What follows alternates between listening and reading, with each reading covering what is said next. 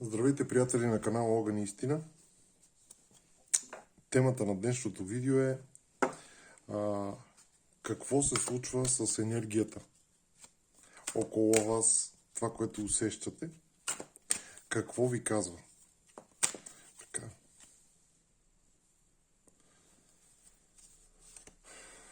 Да видим малко, да разместим. Какво ви казва енергията около вас?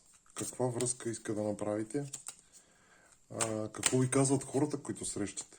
Защото може би голяма част от вас се чувстват потиснати в определени кръгове.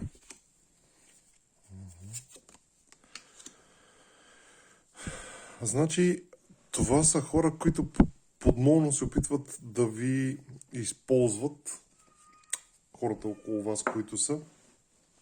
В смисъл, тези, които коментирам, че ги усещате на енергийно ниво, че се опитват да ви измукат енергията. Те се опитват да се качат върху вас, да ви използват по някакъв начин, да.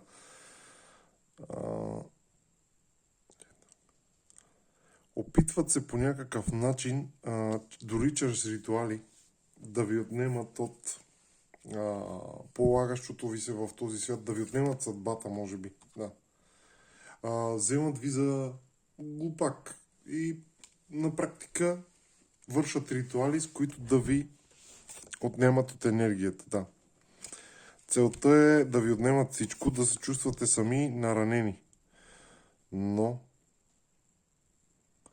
вие сте като феникс тръгнали и се възраждате от пепелта, от това, което са ви причинили, и се опитвате да намерите своя път в духовен аспект. В смисъл, вие сте го намерили, най-вероятно. Просто се чуете как да го осъществите.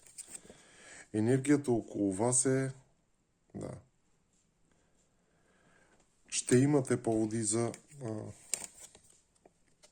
щастие да намерите, така да се каже, своя път, своя начин на реализация.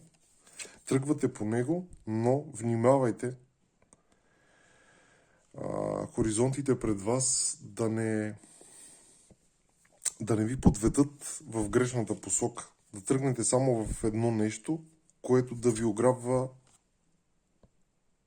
Въпреки всичко, обаче, ще сте победители. Победата е ваша. Да. Чашата на изобилието е за вас. Тъй, че всички, които гледате това видео, енергията, която тече, това, което се опитват да ви причинят някакви хора, няма да могат да ви навредят. Вие имате силата, вътрешната вяра в себе си, за да постигнете истински резултати.